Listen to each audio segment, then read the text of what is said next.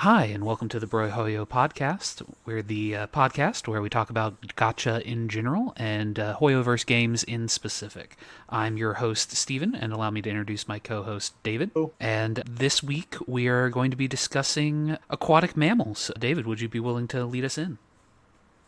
yeah. So our aquatic mammals. So for those that may be unfamiliar with some of those terms in the Gotchaverse, we're talking about whales, or some people maybe are dolphins, or in some, especially we have the krakens. But essentially, there's different tiers in terms of how much real money folks spend in gotcha games to put them into a certain category versus the free to play players. And where we wanted to take this discussion isn't necessarily a free to play versus whale, which one is better type situation, but it's kind of just in terms of a gotcha environment, or the ecosystem that is gotcha gaming, how those two coexist and how both are important to the success of a gotcha game. And I know we've discussed a little bit in the past our takes on as far as what we are when it comes to spending. For myself, mostly free to play with some light spending over the course of the years on things like the battle pass, or a pack here and there. And I believe Steve, you had mentioned the Welkin, I think, in Genshin. Correct. I try and limit my spending on any given gacha game to the equivalent of an MMO subscription. So roughly 15 US dollars a month. Typically with a a Hoyoverse game, that would be a Welkin or I believe it's the Star Rail Pass is the name of it, Hmm. and then the Battle Pass. So those two would make up my quote unquote MMO subscription. Okay. But yeah, so that's kind of a little bit of as far as like what we do when it's our approach to gotcha games. But in terms of the, like I mentioned, the ecosystem of the two, because both are vitally important to the success or failure of a gotcha game. To me, it's obviously whales are spending the money. Money is ultimately what drives these games for their production staff, for more content to continue to be produced, the service to be upkept, because ultimately it's a live service game. So they have their role to play in that regards. But we also want the free to play players to be playing just for the traffic and the number of downloads and overall population of the game. So there's things going on. Exactly. Every gacha game does have to strike that balance of if you have nothing but whales, to be blunt, whales have no one to beat up on or no one to show off to. So you need a population of free to play / light spenders to bulk up the game and basically create content for those whales. Where in a lot of cases, other people playing the game is the content that the whales then get to interact with and spurs them on to spend money. For games outside of Hoyoverse, if they have a top ranking in an event or on a particular server of the gacha, there's not really a point in trying to maintain number one if there's nobody coming up behind you to take your crown. So you need a nice blend of spenders and the hoi polloi that most of us are. Yeah, and I see, and a lot of folks, and where I kind of wanted to discuss a little bit was in terms of Hoyoverse games. I see a lot of content creators out there joking about don't spend money on the game. It's it's easy. You can beat everything. You can clear all the content with what is it's a bunch of fun little mini game type things, and you never really need to do that. And then they proceed to go drop however many thousands of dollars there are. I saw a video recently where there was a content creator who's basically admits to basically having spent $500,000 on Genshin since its release, which is wild.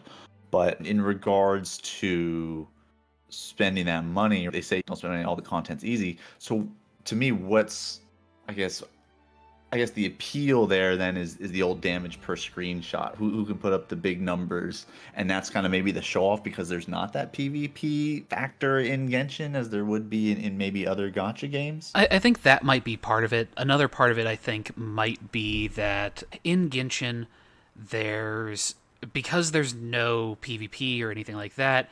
Instead, you have abyss clear times. So being able to beat Abyss the quickest, or being able to do a solo one in Abyss, being able to pull off those quote unquote skill type challenge runs has some part of it. I'm also going to be honest, it's also one of the biggest games out there, and being able to say, hey, I've got a It's constellations in Genshin. So I have a Constellation 6, insert character name here with a fully refined weapon for this character. Look how, I guess, swear warning here, look how biggest dickus I am. So I think that's part of the appeal. I mean, it's sort of like the mid-aged crisis when you go out and buy the fast car. You're not racing it or doing anything with it. It's a peacocking. Look how great I am. Now, we talk about like there not necessarily being a PvP aspect, but I was just thinking there are competitive like speedrunners essentially for Genshin, and I think I saw a competition. I guess this is maybe where some of this would come into effect. I don't know what the restrictions are on it, if there was an amount of money you could have spent on your account, or if it was all a welcome type thing. But it was an interesting format. What it did was hey, here's these three world bosses, whatever they may be. You start in one location and you manually run from one to the other, and whoever clears the two or three bosses or whatever it is in the fastest time wins. And I thought that was an interesting spin on a PvP dynamic in a game that doesn't really have PvP. Yeah, and I've seen a number of different custom game modes come up by the community to emulate PvP and sort of get that skill slash flex out there. And again, I know I'm probably sounding a little bit mean, or I'm trying to imply that whales are not playing right or what have you, but that's not our intention. I guess I'm ascribing intention to something that I don't personally participate in, and I'm trying to grapple with why someone might choose to spend $500,000 on Genshin. Like in that case, they probably got to write a lot of that off, and I don't know what that Yeah, I'm individual sure that makes. business expenses is part of it. Yeah. So there is some of that where when it's your job and you can justify the income to outcome, I guess, or the expenditure makes sense, The then ROI is in the green. Yeah. yeah, then hey, why not? But for the vast, vast, vast majority of us who play gotchas, that's not a factor. Also, allow me to put on my tinfoil hat for a moment. I do believe that a number of the content creators get a certain number of like free pools that are obfuscated applied to their certain accounts. I'd heard in the past that had been something that Hoyoverse would do, is they would give out free pools to certain high value influencers. Again, I can't confirm that. We're not high value influencers, so we don't have those accounts, so I can't confirm one way or the other.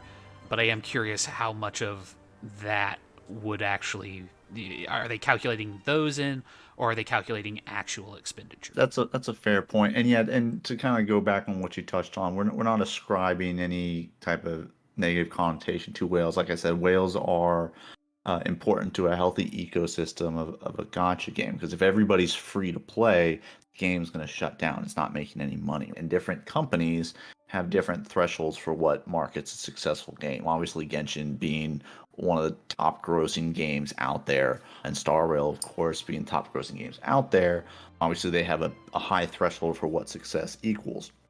But maybe even in other games that aren't in the millions and billions of dollars, we're talking maybe tens or hundreds of thousands of dollars. There's that threshold there, and we saw a lot of end of service games in 2023 because of this, as well as some other reasons. I'm looking at you, Princess Connect, and Crunchyroll. But anyway, so that's important to denote too. Again, we may talk about whales and not have the means to do that ourselves, or get all of the aspects of it, but we do both realize that and understand that they are integral to the survival of a game. Exactly. So I guess moving on just slightly, we had an interesting discussion prior to this podcast with, again, outside the show, about what sort of constitutes, where would be our break point for what is a whale, what is a, let's go with dolphin, that's the most standard I've heard, and your light spender free to play would, let's go with those three. A minnow, and then a free to play or something like that. Yeah. So how, for me, I look at the aquatic mammal spectrum as a definitive dollar amounts. There's dollar amounts, I would say, if you're spending multitude over $1,000. To me, that's whale territory. If you're in the hundreds, I'd maybe still consider that dolphin. And if you're under 100, maybe to me that's kind of that minnow territory or that light spender territory. And obviously, free to play is free to play. So that's kind of where I put on now. And then you get into tens of thousands. That's like Kraken mode. That's Kraken territory right there. Yeah, I think for me, I would definitely put the line a little bit lower. I would say about half a month's rent, so something closer to like $500 would be where I would. If you're spending $500 a month, you're definitively a whale. Dolphin, I would put that more in an infrequent 100, maybe $200. It's not something that you do every month. It's maybe something you do once every 6 months, once every 4 months, something in that range. And then of course your light spin. I would put myself into minnow / light spender territory, just because again I spend frequently, but in very low, very I feel reasonable amounts. But that's maybe me trying to justify, and I should belong in a higher bracket according to other people. Well, and it's worth saying, I think we should have maybe opened with the disclaimer that you can spend whatever you want to spend as long as you have the budget and are responsible for it. If you do have problems with budget control or gambling addiction or anything like that, there are plenty of resources out there for you guys to seek help with. Yeah, so I just wanted to get that out there, and I kind of forgot to mention it in the open. Yeah, if just there's not a, because I see these threads too. It's like, I spend this amount on gacha. Is that too much, or is blah blah blah blah blah? And to me, there's not an amount that's too much, as long as you are able to live responsibly and do everything else that you can in your life. That's fine. Some people have passive incomes, and rather than going out and drinking on a Friday night and spending $100 on alcohol and beverage or whatever it may be, they go spend $100 on their gotcha game, and um, yeah, and that's perfectly fine. So I just wanted that quick disclaimer. You can add on, and then we'll jump back into gotcha versus whales and where this discussion went the other night. No. Again, good point. The Brohoyo podcast backs responsible spending. We don't want anybody to spend more than their means. One of the points, though, that did come up in that discussion was the nature of the money spent, or at least the nature of the product that was bought, where one of the individuals that we spoke with mentioned that, at least in their mind, things like cosmetics didn't count. Like, if you were dropping money on a cosmetic, that didn't count towards your whaling budget, I guess, instead of something like, say, the more raw power that you tend to see associated with whales, where you're buying numerical power-ups or advantages in the game. I'd like to hear your take on that, David, before I provide my own. Yeah, so yeah, my takeaway when he mentioned that like you said, yeah, if you're buying a cosmetic or something that is purely that or an accessory, it doesn't give you any type of competitive advantage. That, while yes, obviously is a monetary value you're spending, that's more of a, hey, I'm supporting the devs, keep doing what you're doing, putting out new content, I support the game, right? But yeah, where he said that, like, I can say I'm a whale is if, yeah, you're buying stuff that gives you a competitive advantage or speeds up the resource grind. So I thought that was a pretty interesting take, because again, I attribute money spent to where you fall on the aquatic mammal range. So, but taking in that factor, I can see where they were coming from and their point on that, and I can agree with that to a certain degree, because yeah, in most games, cosmetics, so like skins, don't affect gameplay. There are those, I think it was what, Knights Chronicle or something, like when Costume Gate happened. Thank God Genshin doesn't do that with their skins, where the skins actually provide stat bonuses. So I see where he's coming from and getting at, but to me, yeah, whales is just it's raw spending of dollars regardless of what you're purchasing. But I do get his point in that he's whaling to get a competitive edge as opposed to whaling to get the shiny new skin or whatever it may be. So I guess from his perspective, if we were to relate it to Genshin and Star Rail, if you're getting etalons or constellations, that's technically still whaling, because there is a statistical advantage to having those in terms of the bigger numbers on the screen, the damage per screenshot. But buying like the Klee skin or the Luke skin or something, that would not quantify towards the whaling aspect, I guess. But what was your takeaway? Well, what I find interesting is based on that definition, it would be impossible to whale in Honkai Star Rail at all. Or it'd be impossible not to whale in Genshin or Honkai Star Rail because, or at least if you spent money in the game, it would be impossible to whale because there haven't been any costumes for so long in both games that the only thing to spend resources on are statistical improvements to make number go up.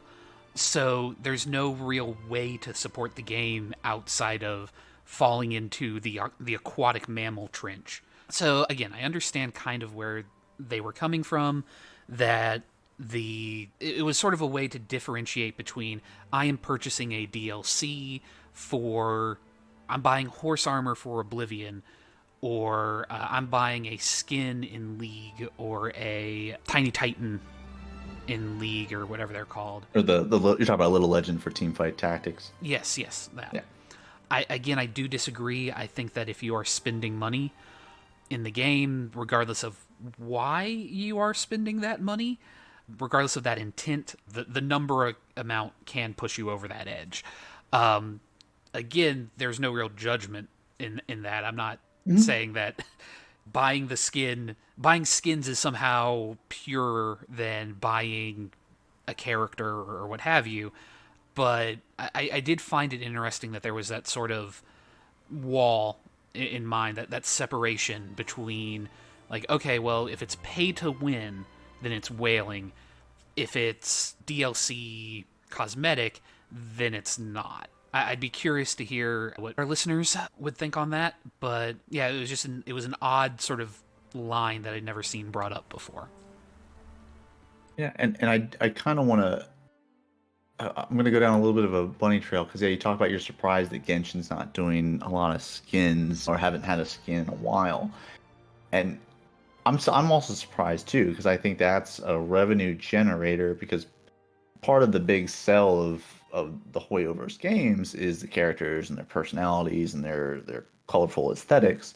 And skins and alternate costumes is a way to do that, and they did that in the past in Honkai Impact the Third.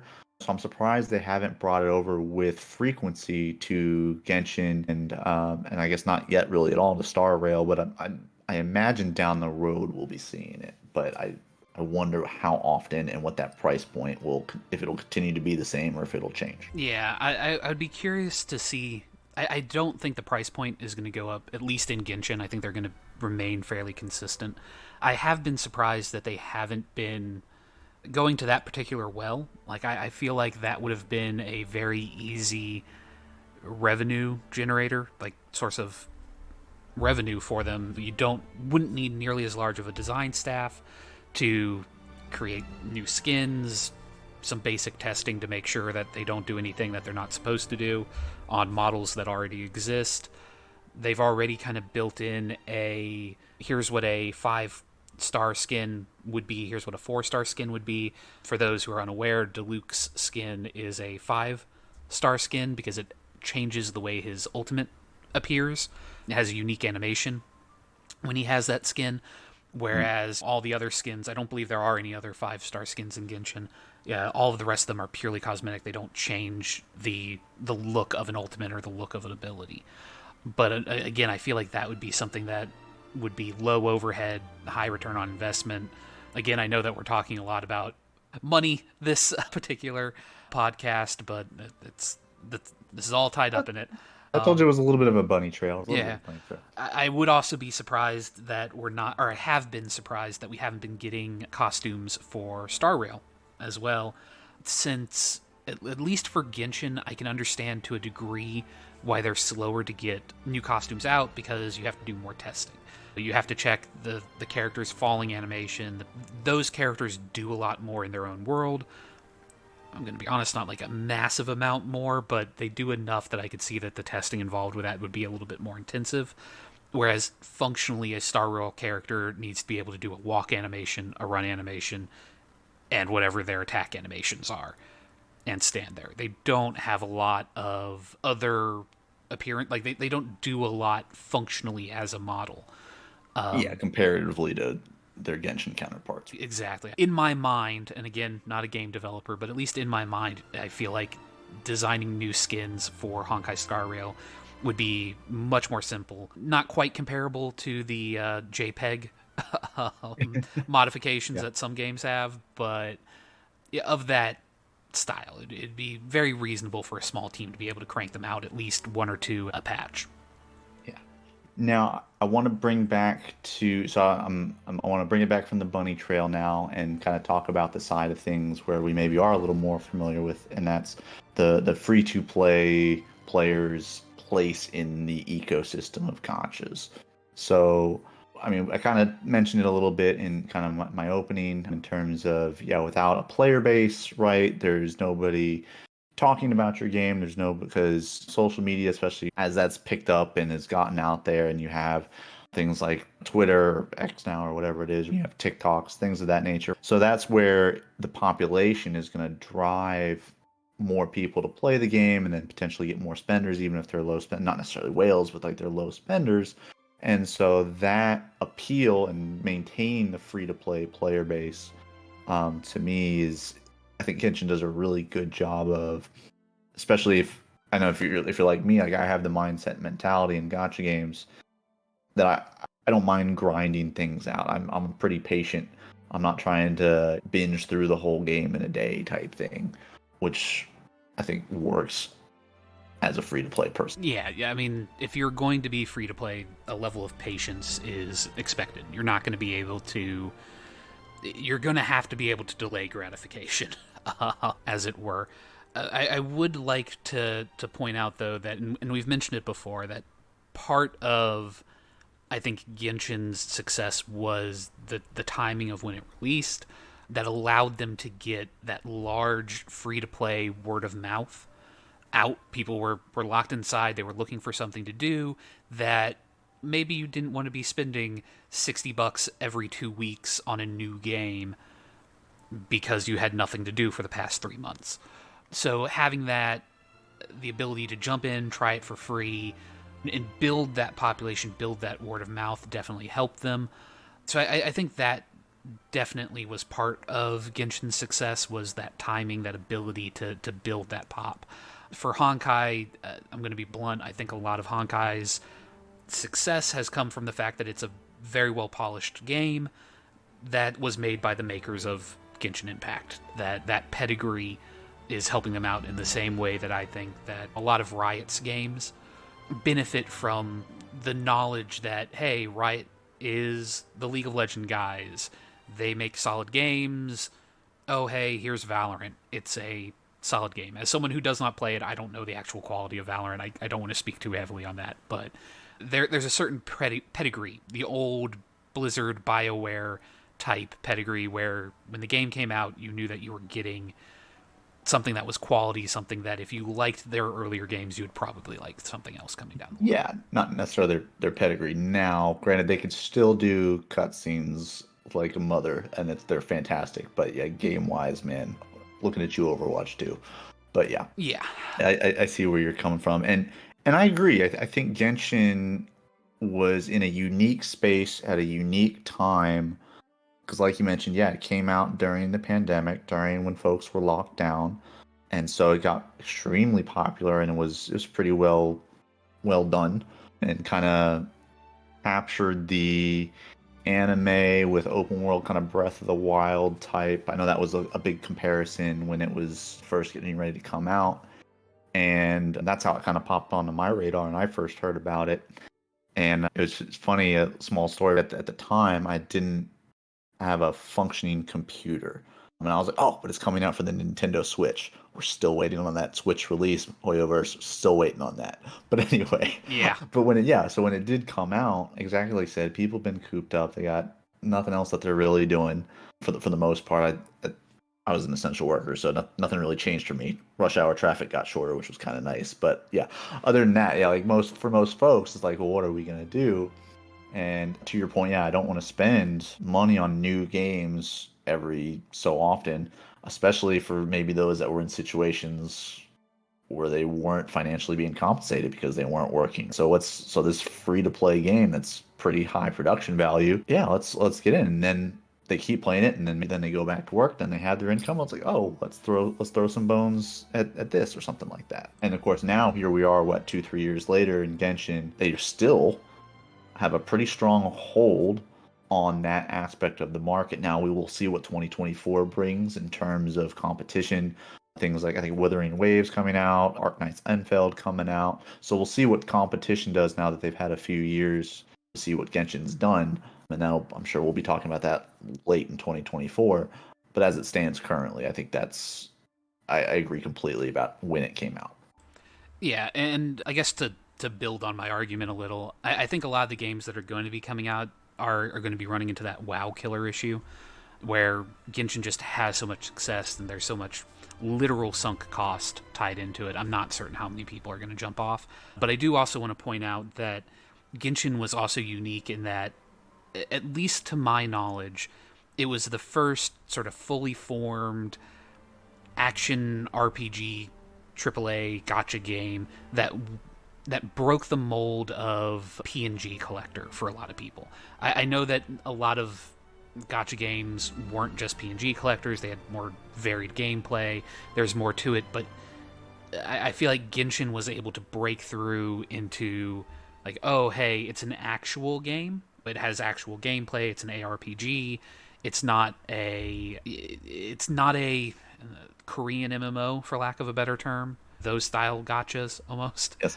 And it wasn't a basic, hey, you're playing this on your phone, it's an idler, or it's not to throw shade on turn-based games, but it's not a turn-based auto battler or a just straight-up turn-based game. It's not a Summoner's War clone. Like, let's call it what it is. That's what a lot of things are. Yeah. Just with different aesthetics or updated graphics. And you bring up a good point about that. And another key thing I didn't hone in on, I spoke of it, but I didn't hone in on it.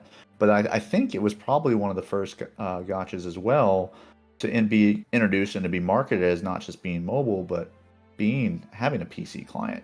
Because I don't think there were many, if any, that had a true PC client. We were running emulators. You're running BlueStacks, or you're running LD Player or Mumu or whatever else is out there. But I think, and you can correct me if I'm wrong, and maybe somebody knows for a fact and can give me a comment or shoot an email to us. This was the first one that had a true PC client that didn't require an emulator. I'm almost 100% it's not the first. I think the bigger point, though, is that they're one of the first to actively push their PC client, as well as they were available on PlayStation Network, because they had a simultaneous release on PlayStation, if I remember correctly. I think it was slightly behind, but yeah, but it wasn't very far behind, like a Switch. Yeah. But yes, yeah, because they marketed that they were going to be releasing on, the PlayStation platform as well. And yeah, that was, I think, shortly after the PC client came out, because I remember there was the event where we got the crossover with Alloy. Yes, and then the Wind Glider. Yeah, I could have sworn here. Give me just 1 second. We can do we can cheat. We have access to the internet. So Genshin's PlayStation release date. Genshin Impact PlayStation release date. So for PlayStation, it was April 28th of 2021 for the PlayStation 5. The game released in February, I think. Sorry. So Android, iOS, PlayStation 4, and Windows were September 28th. September. I started playing in February. That's where I got February from. Yeah, September. And then PlayStation 5, they released a new client for that one in April, end of April. Okay. So we were both kind of wrong, but you were more wrong. I was more right. It came out on the PlayStation at release. Oh, you're saying the PlayStation 5 is what was in April, not PlayStation 5. Got it. Yeah, okay. Yeah. Got it. Okay, never mind. Okay, then I was wrong. Okay, that's fine. I'm man enough and willing enough to admit when I'm wrong, and I was wrong here. So I'm sorry. I've slept since then. It's been a minute. Well, that's fair enough. I wasn't 100% certain on it either, so that's magic of Google. It's ruined barroom arguments, what did we do before Google? Sit around and argue about stuff? Oh. Yeah. But to reel it back, the free-to-play space, I think the type of game that Genshin is, and when it came out, and also the development interview or developer interviews and stuff where they talk about events being and catering to a casual player, and so therefore you kind of have that casual audience. Though not everybody needs to go on Reddit or Discord and find a guide and min-max their character type things. You have those and you can do that, and I do that to an extent, but it's not required. You can just sit and enjoy the game at its face value of just fun, happy characters, a fun, interesting storyline where we're a little cliched in the old sibling stuff, but we're interested to see their spin on and their take on it. And sometimes simple is okay in that regards. And I think they've done a great job, like I said, keeping that casual audience engaged and interesting with how long we have to do events. Obviously, you have content creators that are playing it. Like I feel like for content creators that play games for hours on end, that it's tough. It's tough to, if Genshin's your one game that you're focused on, that game is tough to create content for on a day to day if you're playing it 8 hours a day, because it's not meant to be that type of game. So the casual free to play that can maybe play for 30 minutes to an hour a day after work, or the kids come, or if they're still in school, right? They come home, play a little bit before doing their homework or something. And that's where that popularity and that growth is. And then of course you have that in the ecosystem that I've referenced and talked about that keeps the popularity up, keeps the numbers up. And then, of course, you have those that are spending in it or whaling in it and keeping it alive.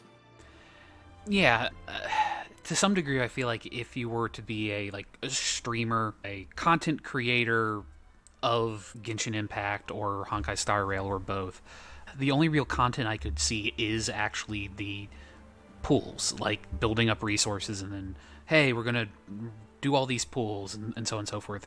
I think Honkai Star Rail does a little bit better job of giving them repeatable content that isn't, and this is going to be me showing my bias again, that isn't the Abyss or isn't MOC. That the fact that they can do simulated universe runs, there's multiple different styles of simulated universe, I think helps Honkai Star Rail at least. I could see myself playing that game for like 4 hours a day, just doing runs in simulated universe. I'd probably get bored very quickly. I would not want that to be my day job, but it is something that I could see somebody doing in order to generate content. Whereas with Genshin, oh boy, exploration is a finite resource that you're going to run out of real quick. And from that point on, you're doing abyss runs, and those would be miserable in my mind. Um, Well, and kind of, yeah, to your point, when I paid attention, when I used to pay a lot more attention to Genshin content creation in terms of streaming than I do now, because I want to enjoy the game myself. But when I did, yeah, you had a couple different types of content creators out there. You had what was, I think, jokingly referred to, and I don't know if there's any mean intent in it, but they were referred to as mint farmers, where literally that's what they would go farm materials and just run around the open world, similar to like you were getting at, right? Open world is a finite resource of content.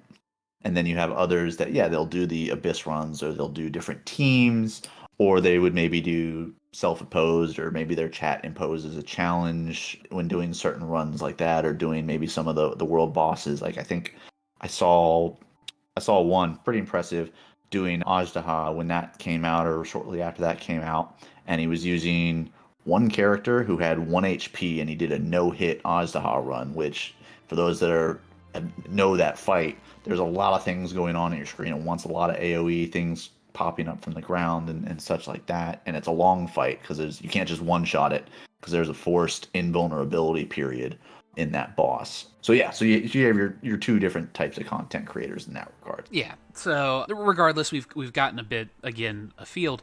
Just to kind of quickly wrap it up, would there be any other thoughts or any other concerns that you have in regards to whaling in the ecosystem, free to play in the ecosystem? No, yeah, like I said, I think that there's a place for both types of players. I always hate seeing those Reddit arguments about this is the right way to play. No, there's no right or wrong way to play. It's just whatever fits what you get enjoyment out of from the game. You are ultimately supporting a game that you both like, whether you're a whale or free to play. You both like the game, so find that common ground and just enjoy and support the developer in that regards. Couldn't agree more. All right, so now with kind of the main chunk wrapped up, I do want to go ahead and let's talk about some of the new banners that just came out with Kafka and then Dr. Ratio in Star Rail. So we had the release of Dr. Ratio, which everybody has for free in your inbox, and then also the Kafka rerun. And it is the Kafka rerun that I wanted to talk about because, Steve, I know you'd been looking forward to her rerun because you missed her the first go around. How did your polls go the other night on the rerun? So I'll keep it fairly brief. It was a bit of a roller coaster ride for me. Just as a heads up, before going into this rerun, I had decided that I was going to pull for Kafka's Light Cone if I managed to get her at the 50-50. I was going in with, I believe, 6 pity, and I was still on my 50-50. So, again, for those of you listening who aren't familiar, the 50-50 pity system in Genshin and Honkai Star Rail is you pull up to the hard cap of 90 or the soft cap of 75, and when you get that first 5-star character, there's a 50-50 chance of it being the character you want. If you fail that, you get somebody you don't want, then the next time you hit that cap and pull the next 5-star that you would get, or regardless of if you hit the cap or not, when you pull your next 5-star, it will be the character that you want. The guaranteed banner, yes, sir. All right. The guarantee of the banner. So I was going in with potentially having to use, if I got horribly unlucky, I was going to have to use 174, 70-ish pulls in order to get Kafka. So start my wishing session, and I'm going at pace. Unfortunately, I had to spend about 70 pulls in order to get my first 5-star, and I'm sitting there, I'm waiting for the animation to play out to tell me who I'm going to get, and the big Nihility symbol pops up. And as we all know, Kafka is a Nihility, so I'm like, yeah, I got Kafka. She's coming home. And then Welt shows up on my screen. Oh, no. Yeah, so I was crushed. I was absolutely crushed. Like, at that point, I'm sitting there going, like, look, the last time I pulled for Kafka, she dodged me. I had to go to almost full pity, and I failed the 50-50, and I didn't have enough resources to try and go for her again and still get, I believe it was Silver Wolf or somebody else that was coming. Oh, you're talking about back in the first time around? Yeah, the first time around, okay. I didn't have the resources to get both her and another upcoming character that I wanted. So I had to just let Kafka go, which was disappointing. This time around, you get Welt. Yeah, I get Welt. Is that even your first Welt, or was that an Eidolon of Welt? It was an Eidolon. I now have an Eidolon 1 even a Welt. new character. Yeah. Oh. So I'm in the dumps. Like, at this point, I'm not getting the Light Cone. I'm probably, in my head, I've already going to have to spend 90 pools in order to get Kafka, which is going to mess with my economy on getting some upcoming characters that I'm interested in. But regardless, I'm committed. I'm not letting her dodge me a second time. That's unacceptable. So I go back in, I do my next 10 pull, and hey, that's a little bit weird. There's that chromatic effect on the ticket that lets that there's a 5-star in there. So at this point, I know I'm getting Kafka because I have to. But the beautiful, beautiful chef's kiss part of this is that immediately, first thing that pops up, the Nihility symbol. She came home. She was the very first pull on your subsequent 10 pull after hitting Welt. Yep. So I am now 9 pity in to my next character. For frame of reference, to expand on, you explained the pity system, but for those that are unfamiliar with the gacha rates in Genshin and Star Rail, to get a 5-star character and you're not in pity, to get a 5-star character is a 0.6% chance to get a 5-star character. And Mans hits on his next 10 pull. That's fantastic. Well, I'm glad she came home for you. Yep. So then, did you wager and did you risk what you had left? Did you go for a Light Cone, or were you content with RNGesus coming to your aid? So I did my math, and I looked at it, and I realized, hey, I have enough pulls here to where I can get a 5-cost life. Now, again, just to explain rates real quick in Honkai Star Rail, unlike in Genshin, there's no epitomized path. There's no way of like clicking on one and saying, this is what I want. The way it works in Honkai Star Rail is you have the same pity system as the 5-star character system, but instead of it being a 50-50, it's a 75-25. So You have a 75% chance of getting what you want, and then a 25% chance of getting something else, and then I believe if it cycles back through, it's a guaranteed. The amount in order to get pity is also slightly lower. So looking at the math, I went, you know what, I can get a 5-star, so I'm going to take the shot. I'm going to risk it, and again, very very luckily, I am now the proud owner of Kafka's Light Cone and a Kafka. So, Very nice. yep, I've got her nice and built up. The current team that I am running her in is her, Sampo. I tend to the final, or not the final, but the other support slot tends to be a bit of a flex slot. I will put in either Silver Wolf or some other support character depending on what I need. And then I have my E2 Bailu that I use for the support on that team. But that's how I'm currently running her. Looking to the future, that might change. I really do need to probably build up my Gwenifin and my Luca, who are the burn and physical bleed characters that also pair with her. But I already had Sampo built up, so Sampo it was. Yeah, so that's great. And my account is basically a Nihility account because yeah, Welt was my first 5-star on like the beginner banner, and then like I got a couple Palas going there. So Nihility is kind of where I've steered, and I got Kafka on the first run. Now I'm in a save mode right now for characters that are coming down the road because I've tapped out from back-to-back banners with Jinglu and Ho-Oh. But my Kafka team is going to be Kafka, Fushuan for my sustain. I do have Silver, so I run her, and then I just finished building my Kunaifen. And that team has been a lot of fun. I have noticed since building Gwenifin and inserting her in, yeah, the DPS has been phenomenal with Kafka triggering those dots because I didn't really have anybody else that was built up that actually applied dots per se because Welt doesn't really apply dots. Pela doesn't really apply dots. So I had like Himiko in there for the time being. And now that I have Gwenifin in there, man, my last simulated universe runs were a heck of a lot easier going down the Nihility path, that is for sure. Plus, I really like Gwenifin's voice lines, and she's such a positive, peppy character, and Space Yoimiya, so really like her. Yeah, and I will say, Nihility is one of those paths in simulated universe that I feel like is great if you have the right team, but similar to Remembrance, which is the ice frozen path, if you don't build into it, it's just pure misery. It's a get that out of there. I don't even want to see that path. It's very hot or cold. We've all had our share of runs in simulated universe where we pick a certain path and then we don't see a blessing in that path, much less 3 until we're like halfway through it, and then the struggle bus is real. Oh yeah. But yeah, so I'm excited that you got Cafe. You did go one step further, get the light cone banner. I'm a little gun shy after our Genshin experiences with weapon banners, but like you said, Star Rails is a little more forgiving. Now the other character that came out was Dr. Ratio. Now we all got one for free. I've gotten to play around a little bit with him in terms of his mechanics and his follow-up attacks. So I definitely see the potential. I'm excited to formulate that team, especially because I do have a Hemiko built. I pulled for Topaz. She's not fully built yet. But what's been your experience with Dr. Ratio? What are your thoughts? So, full disclosure, I'm not a theory crafter. I don't do the math. I've watched some videos on him, and in general, everyone seems to say that he is a high investment, good return character. Very specifically, he's a boss killer. He will wreck a boss.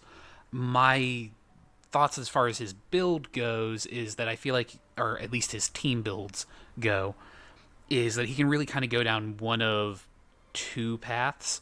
The way I run him is perhaps not optimal, but it's the way I enjoy it, is I stick him, Topaz, Clara, and Lynx on a team, and it's basically a full... Oh god, I cannot remember the term. You have a Clara, that's right. Oh, his follow-ups with her, yeah. Something attacks. I can't believe I blanked on the term of it. And what, you're talking about follow-up attacks? Thank you, follow-up attacks. Wow. Yeah, I know, it's awful. This is all getting edited out. I'm going to be trimming this down. My failures shall not be known. But I'll take a pause and then redo that take. Nah, I can cut around it, or I might just keep it in for comedy. We'll see. So regardless, you can do a full follow-up attack Dr. Ratio team where it's really more a Topaz driver, Ratio is playing a more support role to Topaz because with his ability to generate a lot of follow up attacks, Clara is generating a lot of follow up attacks, and then Topaz herself is a follow up attack machine. You're getting a lot of attacks out onto the field. Against a single target, you will melt whatever that is. Like that target is going to die very quickly because you're just getting so many attacks on it out of turn. I don't think that is the mathematical best build for Dr. Ratio. If you were looking to be a Dr. Ratio main, I would not suggest it. My understanding is that you're going to want something closer to a hyper carry type build where you basically throw Dr. Ratio and Silverwolf into a team and watch Dr. Ratio go burr and him get his follow up attacks that way. Again, that's not really my preferred play style. I want to go full, I get to attack you constantly, but that is my take on the character. He's a fun character, not necessarily one that I would want to main. Admittedly, as I mentioned, the team I'm running him on is very single target. There's not a lot of blast, not a lot of AoE. It would not be something I would take into Pure Fiction, which is the wave clearing mode. You'd end up just not having a lot of fun with it, I don't think, due to the nature of the way it functions. But for MOC, or if you've got some big, beefy weekly boss that you want to take down, I think it would be really good for that. And then, of course, when new banners come, that usually means there's some new events that come as well. So for Genshin and their banner reset here, where they're currently rerunning Raiden Shogun, and is Yoimiya the other one they're rerunning? Yeah, it's Yoimiya. Yeah, so they're rerunning those two. So no new characters to report on the Genshin side. And then as far as the events go, just very quickly, we're looking at they're rerunning essentially the Beetle Battler that they ran when Ichitari came out. They're basically rerunning him, or excuse me, rerunning that event, not the character, not Ido the character, sorry. And then Dance of Resolute Will, which is, I mean, I guess it's a new event technically, but it's basically a reskin of the kill these things as fast as possible, and here's a special trigger in each round type thing. The other new stuff going on for me in Genshin that I dove into the other night is Genius Invocation. They've recently, or relatively recently, had updates where they've added new cards, and I haven't touched Genius Invocation in a long time. I was even at the point where I wasn't doing it for the Battle Pass. I didn't even do that. Do you even do it for the Battle Pass? I'm going to be honest, since I don't pay for the Battle Pass in Genshin anymore, I don't even touch Genius Invocation. It's a neat mini game. I think it's could be fun, but yeah, I don't care. Yeah, so I picked that back up just to try it out to see what updates or changes they had made, because I'll be honest, I saw in some of the splash art they introduced Signora as a character that you could play in TCG, and I was like, well, damn it, if she can't be a playable character in game, then I'm gonna see about what kind of deck I can build around her. And so I did a little bit of research, looked up some stuff, and my old deck was struggling to beat the character invites that you do to try and get the character card. So like I was doing the fight versus Mona so I could try and get the Mona character card, and I was struggling to beat that with my deck revolved around Kaching, Ayaka, and the Fire Assassin. And or not Kaching, I'm sorry, it was Yoimiya, Ayaka, and the Fire Assassin. And I was struggling, and so I went to like the default deck that they give you, which is Kaching, and then I had Sucrose in it and Ganyu, and did much better. And then I built a deck based around Mona, Kaching, and Raiden Shogun, and blew through a few of the matches. Like I could tell it immediately felt better. And we can go more in depth in the TCG for those that are interested in learning about decks. I can do a segment on that in future weeks. But yeah, so that's that there. But I believe you had some thoughts on some events, so I'll share. I'll pass it over to you, Steve, and let you go into your event experience this past week. So really quickly, I just wanted to cover the virtual Scent Venture. It's the new event that's come out in Honkai Star Rail. It's not anything crazy, nothing to write home about. It's basically a combat event where you fight against the boss, and you get special bonuses, and you get to try out and trial characters in it. Again, it's a basic combat event, not anything super crazy to write home about, but figured I'd throw it out there. I found it fairly straightforward. I've so far been able to double SS everything that's come out, so I'm assuming that's the highest rank, if only to stroke my own ego, but yeah, it's solid enough for what it is. All right. Well, in other gacha news outside of the Hoyoverse realm, I did have a couple things I wanted to touch on very quickly. For recommendations, if you're looking for a new gacha to try out, now's a good time to start playing Eversoul. They're in the middle of their 1 year anniversary, so they're giving away a lot of goodies, and it's in general relatively generous as well. It is not for everybody. It is it's got some idle elements to it, but a lot of lovable, cute characters. A lot of if you're like me and you kind of like cosmetics and different skins, things like that. It's got a lot of that going for it as well. And there's a little bit more strategy to it than meets the eye, but for the most part, yeah, it's an AFK idler. But again, something new in the middle of their first anniversary, so you can give it a try. The other thing that I thought was interesting that I saw this week was Epic 7 has a current banner going on for a character that they have already recalled due to some of the mechanics, some of the jokes on Reddit arts, because they don't play their own game. But essentially, this character has a mechanic to where they go invulnerable for a couple of turns. And I think it was like invulnerability when they use their ult for like 2 or 3 turns. Now, for those that are not familiar with Epic 7, it is kind of that Summoner's War clone type. You have your 4 characters, turn-based battler. So this character going immune for multiple turns, and then that skill being on I think it was like a 3 or 4 turn cooldown. Well, there's a piece of equipment or an art, they're called artifacts, that you can equip, where every time your character gets damaged, there's a set chance to reduce the cooldowns of your abilities. And you probably already know where this is going. So the character takes damage while they're invulnerable. They reduce their cooldown of the invulnerable ability, and then by the time they're not invulnerable, that cooldown is up and they can just become invulnerable again. And it was causing arena fights to last a very long time, and then live arena fights, because they have real-time arenas, to last an exorbitant amount of time. And it was just funny to me to see that, because people that saw this character's kit when they first released it immediately knew that this is something that could happen, and it didn't get changed before the character got launched, and then it got launched, and then immediately they've recalled it, and they're going to rework that character. So I'm interested to see what they do in the rework, but that is my kind of humorous outside of Genshin gotcha story for the day. It happens, man. It happens.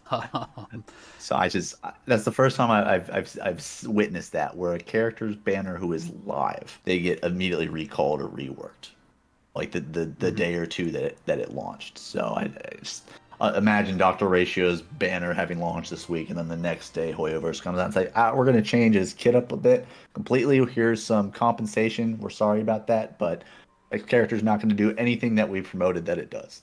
So I blew my mind. Yeah. That is a topic for another day, perhaps, but regardless. All right. Well, then we'll go ahead and call it a day here. I do want to thank everybody again for joining us this week. Be sure to share with us your takes on that free-to-play versus whale dynamic in the ecosystem. Maybe you have your own takes. Maybe you can provide better insight if you are a bigger spender. Maybe fall into that dolphin or that whale category and you identify as such. Let us know what your incentive is. Why do you do that? I'd love to hear from it. If you did like this episode, be sure to like, follow, and subscribe to the channel. Join us next week. We're going to have a new segment, and essentially the whole episode is going to be to this segment, where it's going to be a normal gamer tries gacha for the first time. So we're excited to bring that to you guys. Look forward to the interview next week. We'll see you then.